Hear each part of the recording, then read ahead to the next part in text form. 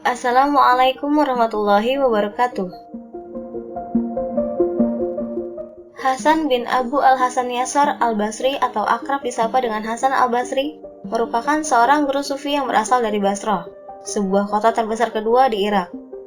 Hasan al-Basri dilahirkan di Madinah pada tahun 21 Hijriah, 2 hari setelah meninggalnya Khalifah Umar bin Khattab dan meninggal pada tahun 110 Hijriah. Dia pernah menyusu dengan Hindun binti Suhail yang sering dipanggil dengan Ummu Salamah, salah satu istri Rasulullah SAW. Pada usia 14 tahun, Al-Hasan pindah ke kota Basrah, Irak dan menetap di sana.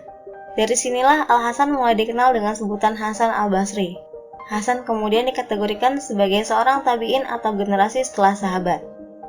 Hasan al-Basri juga pernah berguru kepada beberapa orang sahabat Rasulullah SAW, termasuk diantaranya adalah Ali bin Abi Thalib yang digelari oleh Nabi SAW sebagai pintunya ilmu, sehingga dia muncul sebagai ulama terkemuka dalam peradaban Islam.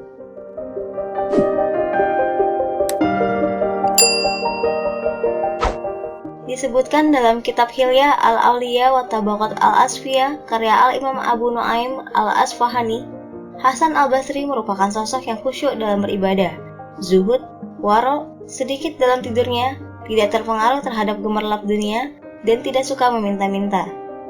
Sebelumnya Hasan adalah seorang pemuda yang tampan yang hidup berkelimpahan harta. Ia selalu memakai pakaian yang mahal. Ia juga sering kesana kesini di dalam kota seperti anak-anak muda yang lain mondar-mandir tempat tujuan hidup yang teguh. Suatu hari ketika berjalan-jalan di tengah kota Basrah, dia bertemu seorang wanita cantik dengan sepasang mata yang sangat menarik. Seketika itu timbullah rasa gairahnya sehingga tanpa sadar kakinya terus mengikuti wanita cantik itu. Wanita itu sadar ada orang yang mengikutinya. Lalu ia menoleh kepada Hasan al-Basri. "Tuan terus mengikuti saya, apakah Tuan tidak malu?" Hasan al-Basri pun menoleh kiri dan kanan dan mendapati tidak ada siapapun di situ. "Hendak malu kepada siapa? Bukankah tak ada orang yang melihatnya?" katanya. "Malu kepada Zat yang Maha mengetahui apa yang ada di balik pandangan matamu dan apa yang tersimpan di dalam dadamu," kata wanita itu. Hasan sempat tertegun dengan perkataan wanita itu yang rasanya menghunjam jauh ke dalam hatinya. Sempat terjadi pergolakan, tetapi kecantikan dan pesona wanita itu seolah membetot sukmanya, terutama dua matanya yang jeli memikat. Ia benar-benar jatuh hati dan tidak mampu rasanya untuk berpaling. Karena itu ia terus mengikutinya. Ketika tiba di depan rumahnya, lagi-lagi wanita itu berpaling dan berkata, "Mengapa engkau mengikutiku hingga ke sini?"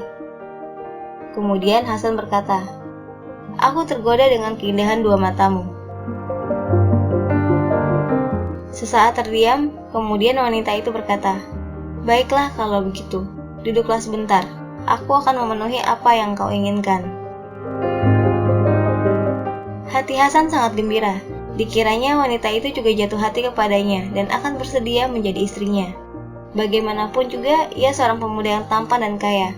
Sangat mungkin kalau wanita itu akan menerima cintanya. Tidak lama berselang, muncul pelayan wanita dengan membawa baki tertutup sebuah sapu tangan, yang langsung menyerahkannya kepada Hasan. "Tuan, ini majikan saya kirimkan untuk Tuan." Dengan rasa amat gembira, Hasan pun membuka kotak itu. Alangkah terkejutnya ketika didapati dua biji mata yang berlumuran darah. "Wanita yang Tuan ikuti tadi ialah majikan saya. Ia berpesan, dia tidak mau memiliki mata yang membawa fitnah atas orang lelaki. Dia mengirim mata ini agar Tuan boleh menikmati dan terbebas dari godaan itu. Ambillah Tuan." Menggigil tubuh Hasan al-Basri dengan peristiwa menyayat hati ini. Ia pun langsung berlari pulang dan semalaman dia menangis bertaubat kepada Allah. Keesokan harinya, Hasan pun pergi ke rumah wanita itu lagi untuk meminta maaf. Namun menurut tetangga yang berdekatan, wanita itu telah meninggal karena terlalu sedih akan dosanya. Bergetar hebat Hasan mendengarnya. Rasanya bagaikan hendak tumbang. Hasan makin tenggelam dalam kesedihan dan penyesalannya. Selama 3 hari menangislah dia di rumahnya. Pada akhir malam yang ketiga, Hasan bermimpi melihat wanita tersebut sedang duduk di taman surga.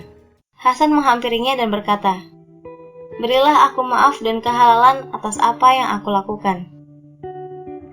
Wanita itu berkata, aku telah memaafkan dan menghalalkanmu, karena aku telah memperoleh kebaikan yang banyak dari Allah dengan sebab dirimu.